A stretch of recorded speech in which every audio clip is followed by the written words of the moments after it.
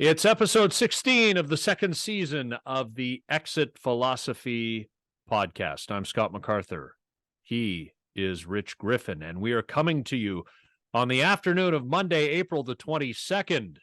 Griff has celebrated Earth Day by spending a couple of hours out in the yard picking weeds. And yes, we'll get to some baseball, but first we want to hear him regale us with all of his stories about picking weeds. And as we sit here, the Blue Jays are 12-10, just won 2 out of 3 in San Diego, their fourth straight series victory. And they kick off a 4-game series at the under-discussed Kauffman Stadium in the underrated city of Kansas City, Missouri tonight. Across the street from that underrated hotel where you first visited Kansas City. Adams Mark and Jimmy Williams made the Donald Duck noise at my brother and me when we were in the lobby getting autographs. That was the summer of 1986. And that's the hotel where I had the good idea of walking across the highway to the ballpark. Excellent.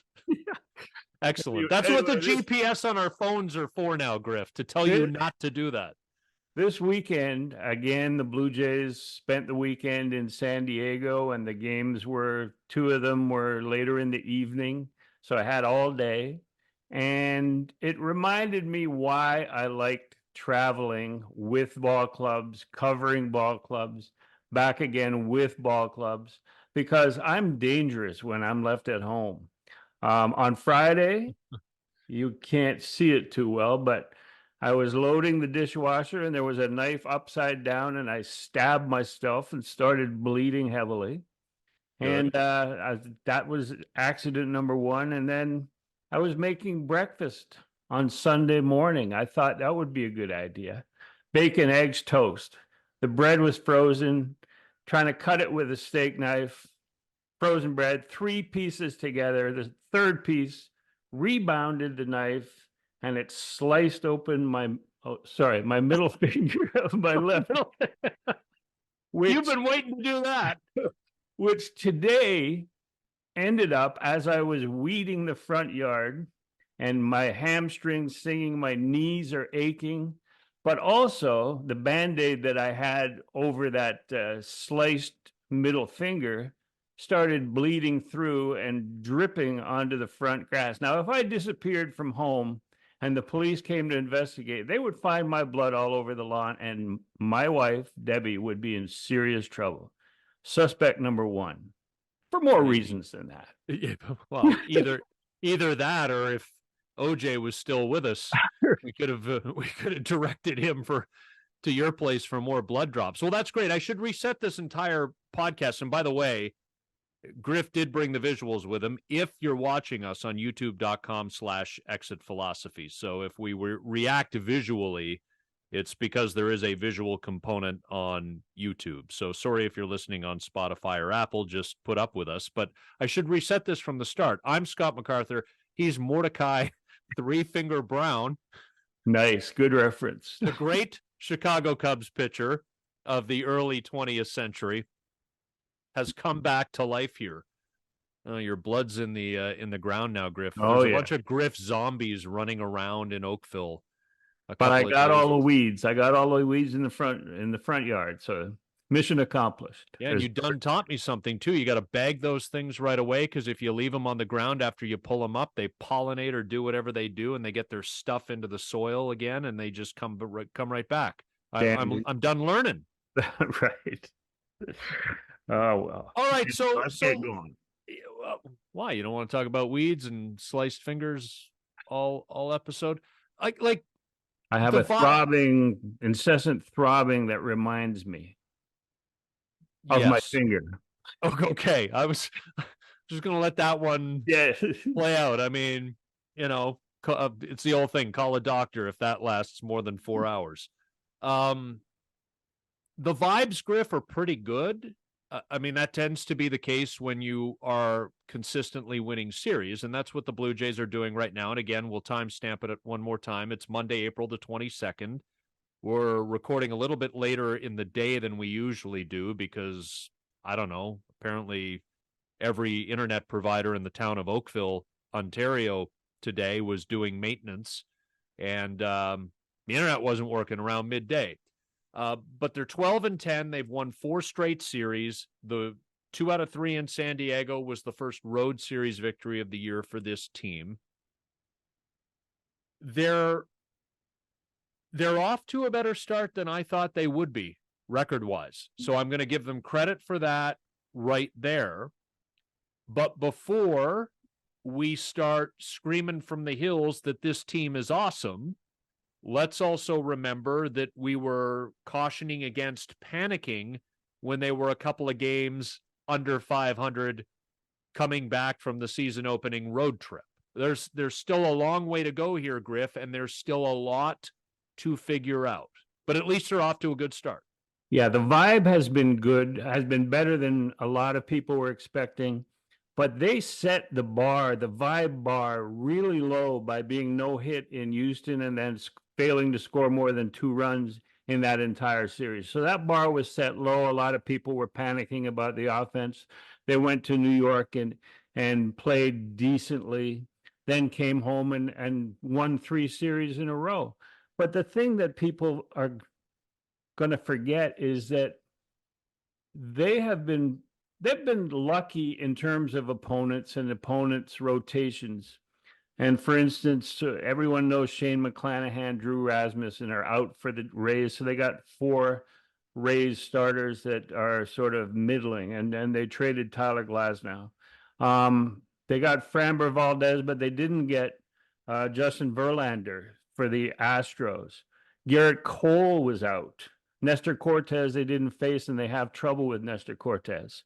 They got the 3 Seattle big boys, but they played the Yankees again at home, won 2 out of 3, and then go to San Diego, and Yu Darvish is scratched the day before he's set to face Jose Berrios. So, the vibe is there. The bar was set low, but there's still a lot of season to go, and it's a small sample size, and I'm constantly reminded by the nerds that I'm always using small sample sizes. So I'm going to use it right now and just say it's a small sample size for the vibe, but so far, as you point out, it's been better than expected, and it's been decent. Isn't it funny how I'm trying to think, and as I was outed last week at the end of our episode as not at all being an NHL follower, I use the hockey example of the annual predictions of the Boston Bruins' demise are always greatly exaggerated. The Tampa Bay Rays are off to a decent start, like the Blue Jays, and the entire American League East, at least right now, and we're not even a full month into the season. We're almost there, but not quite. The entire American League East is above 500. Once again, Griff, this division, the meat grinder that it is, continues to produce winning baseball. Yeah, I mean, even the Blue Jays were predicted to be, and could still be around 500, but the Red Sox and the Rays, I think the Rays were expected to sort of drop off a little bit because they've had such a tremendous run over time, given the limited resources that they have. But the Red Sox were expected to be well under 500, and the biggest disappointment, especially as you point out, playing in that meat grinder of an AL East. But you pay attention to the media coming out of every city, and the Red Sox apparently have a starting rotation that is throwing way more breaking balls, so they're fooling people looking for fastballs from the same arms that had last year. And to me, that has a chance to level out, because as the season goes on, you'll see more and more of those same pitchers, and it will level out. So I'm still not a big Red Sox fan to finish above 500. And to me, also, the Rays, I'm not changing my mind on the Rays, but right now they're, as a division, 20 games above 500, which means when they play outside the division, that's how good their record is. And, the 2 West divisions, the AL West and the NL West, are stunningly horrible. And Like all the free agents went there, and all the predictions were three playoff teams from each of those divisions: the Texas Rangers, Seattle, Houston. Then you had the Dodgers, the Padres, the Diamondbacks. And where are they? I think one division is led by a team one game over 500. The other is led by a team at 500. So that's crazy, but it's early. Yeah, and Houston sucking. You figure will Well, be a yeah. I mean, course maybe correction Dusty, at some maybe point. Dusty is that smart. Well, I always wonder, man, is it tough, right? It Yeah. is tough to follow a legend. And I know Dusty's legend, really the cherry was only added to the legend in Houston. Dusty's legend was created. Yeah, he was a pretty popular player, not a Hall of Famer, but a pretty popular player with the Dodgers and all that. But his legend was really created in San Francisco, and then how he quickly, I know it didn't end well, but how he quickly turned around the Cubs and how he managed some Reds teams to the playoffs and some Nationals teams to the playoffs. So, I mean, Yeah, well, you're right. But it's hard to follow a legend sometimes. Well, Gregor Chisholm found that out going to the Star, trying to replace me. Oh, I know. And God, do I hear about it every single day. He's always texting me going, I don't know.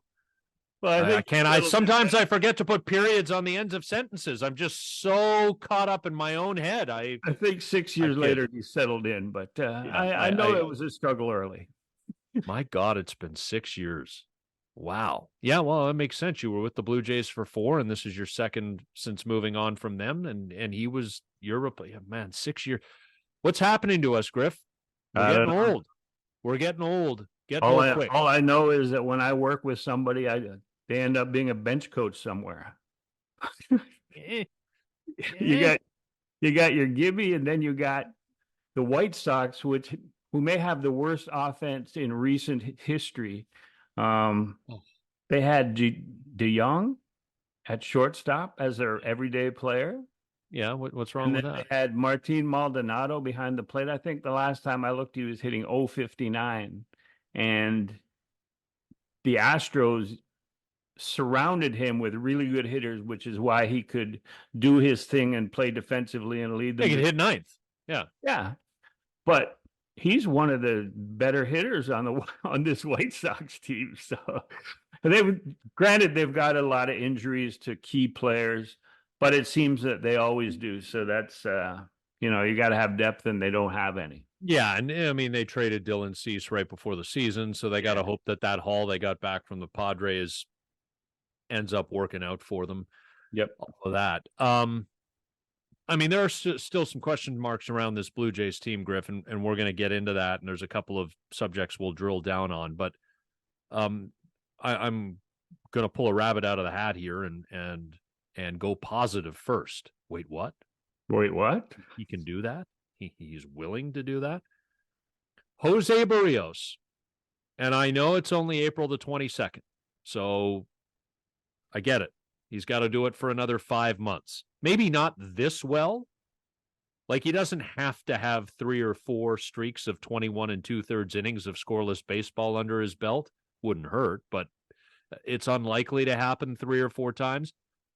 But if, and I know they're not, but if the awards were voted on today, Jose Berrios is your American League Cy Young Award winner, Griff. And this is a fantastic story. He had a really tough year 2 years ago.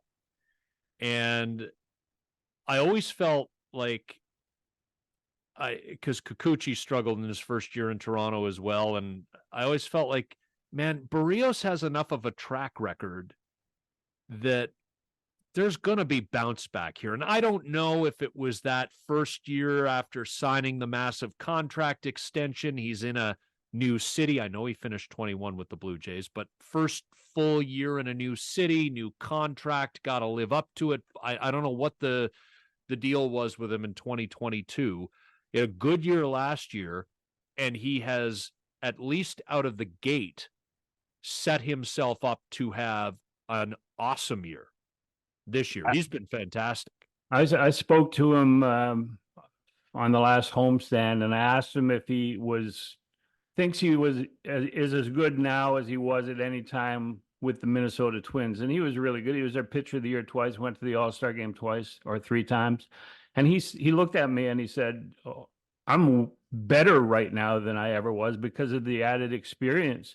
But what people don't remember about his really bad 22 season is that the Blue Jays in his 32 starts, because he makes 32 starts every year, takes the ball every 5 or 6 days and goes out there and does his thing. In 22, when he had all those horrible numbers, ERA, whip, whatever, the team was 21-11 in his 32 starts.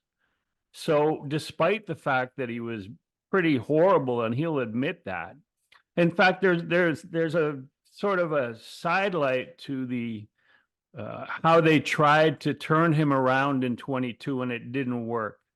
Early in the season, they thought he was tipping his pitches with his jaw, the setting of his mouth when he threw a fastball or when he threw a slurve.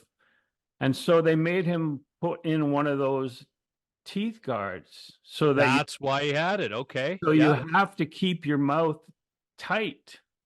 And even his bobblehead in 23 had the guard hanging out of his mouth, which he let go near the end of the 22 season. Didn't use it in 23, and it was proven that that was not the problem.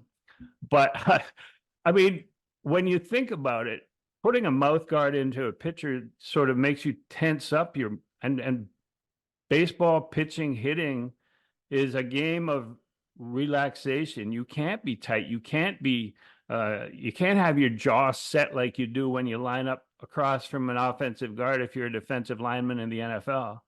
And so it was weird that they asked him to do that. And it's great to see him. And I agree 100% that at this point in time, that he is the leading candidate for AL Cy Young if the season in this small sample size was to end. And as 22 and a third scoreless innings in a row, Roger Clemens has a club record at 33 in a row. And they both have 3 starts surrounded by runs before starting the streak, before ending the streak.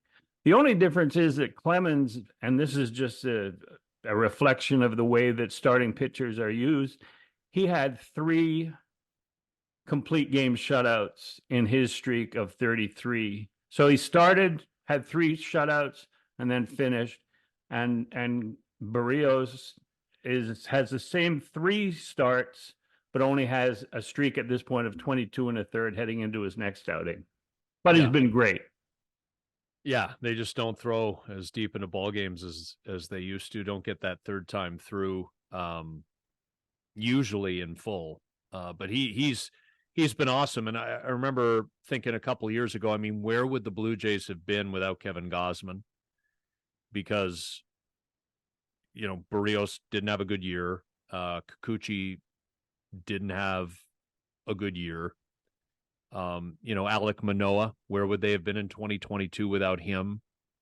And then last year, they really didn't need to lean on one guy. They were able to withstand the fact that Alek Manoah fell completely off a cliff.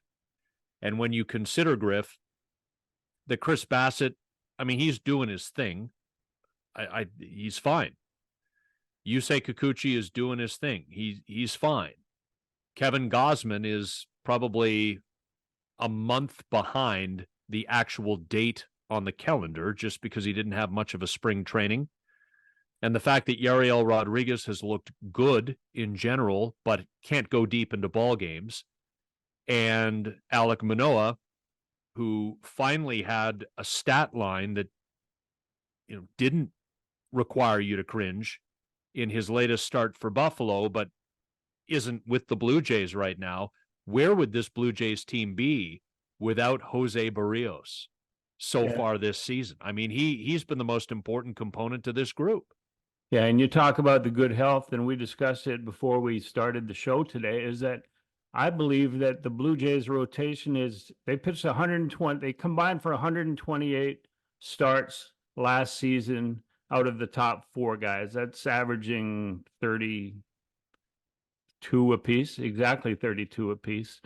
And this year have made 28 of the 30, no, 18 of the 22. 22, 18 of 22 this year. And I believe it's because, to his credit, Ross Atkins went out and got athletes first, pitchers second. And you look at Berrios and Kikuchi, they may be among the best fielding pitchers at their position because they're athletes. John Schneider said if he needed a pinch runner out of the pitching staff, that he would choose Kikuchi in that regard. You have Bassett and Gosman, both seem pretty, they're not like overly muscled, and they're quite athletic in terms of just watching them perform. And you don't get a lot of that. You get guys throwing 97, 98, building themselves up, adding muscle, and then tearing a tendon or straining a muscle, or something bad happens. And this group seems to be built for the marathon. And now we can discuss later whether that helps you when you get into a short series, that the Jays have lost 3 straight postseason short series, and whether they ever got beyond that, whether they would be able to compete in 3 more series leading to a World Series. But that's something we can discuss down the road. But Berrios and Gosman and Kikuchi and Bassett, that's a reliable starting staff, and again, reason for that good vibe coming out of that clubhouse. Now the offense. So winning can mask a lot of things, and people have expressed frustration about the offense, the general, the not entire, but general lack of production so far. And we hear on the broadcast sometimes comments about, well, they're still waiting for the offense to come around. I'm just going to raise my hand and say, Bo Bichette has got to do more, and his track record suggests that he will. Vladimir Guerrero Jr. has got to do more, and his track record suggests that he will. And I'm not saying 2021. I'm just saying settle into a more consistent groove. We're coming off of a week now where Dalton Varsho against the Yankees and then in San Diego played the hero a lot, not just offensively, but also defensively. That first inning catch the other night in San Diego was something else. I mean, I think it was a 90% likelihood to be a hit, and he went into the deep part of that left center field cutout in San Diego and made a leaping catch. One of a couple big catches he made on the weekend. I mean, but we don't need to talk about Dalton Varsho's defense. That's just kind of a understood. He's an elite outfielder, but he played the hero offensively, and man, it's so nice when you come up and a couple of base runners on, Griff, and you clear the wall.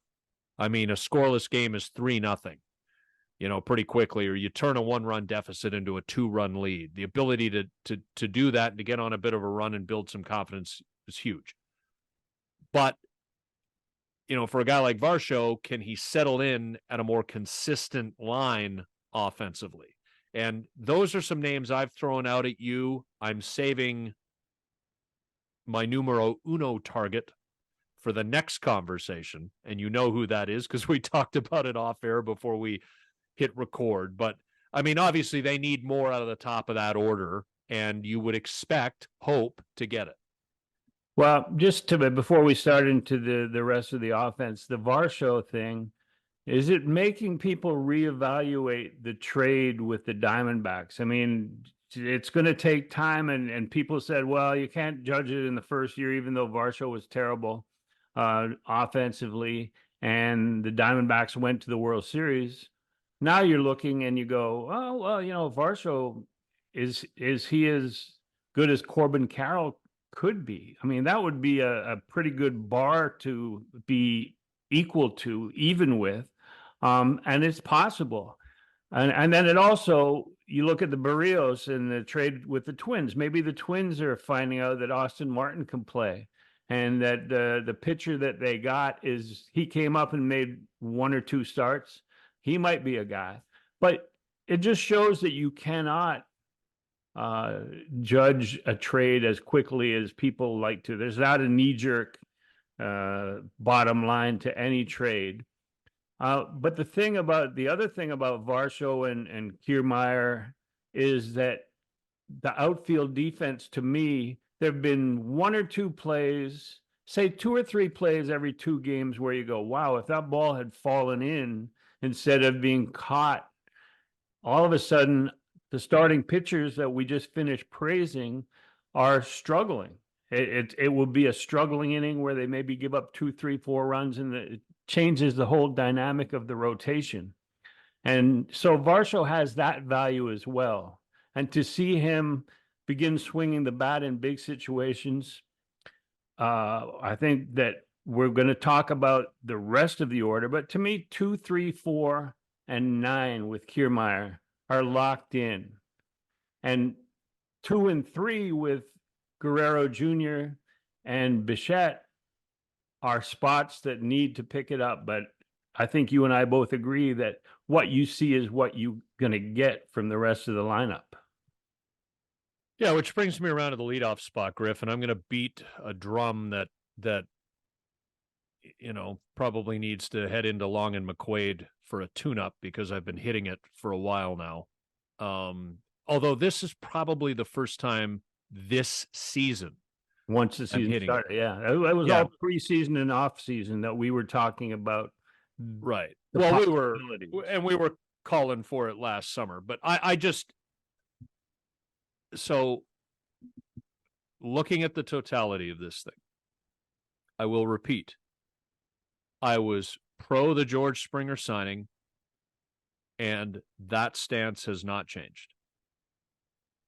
I did say at the time, and I held firm throughout, that when you sign a guy to that kind of contract at the age he was when he signed it, which I believe was going into his age 31 season, you need to have team success. You can't predict this, although your aim, of course, is to build a team that has success always.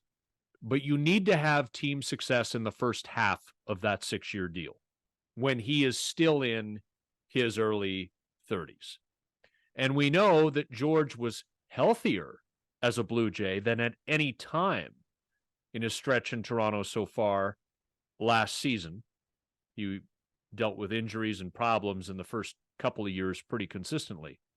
But last year, his healthiest year so far in Toronto, was also his worst offensive season. And he is now off to an even worse start offensively this year. He is a below league average hitter almost a month into the season. I do not understand why he is the leadoff hitter on this baseball team. And you're going to say, not you, Griff, the royal you listening, although you may say it as well. You're going to say, Scott, if not George Springer, who? Who's leading off for the Toronto Blue Jays? To which I would reply, the bar he has set this year is not a difficult one to maintain, and should not be a difficult one to clear even by just a little bit. And clearly there's an approach, Griff, where he is swinging early in counts, but he is not hitting balls hard. Your favorite metric, exit velocity. I mean, hell, you named the podcast. Oh, yeah. I put it on you now. But your favorite metric, exit velocity, is not reflecting many balls being hit hard. And he, to me, does not, I'm not going to say he's cooked. I'm not going to say he's done, but he does not look like the same player. He just doesn't anymore. And I don't know how long this leadoff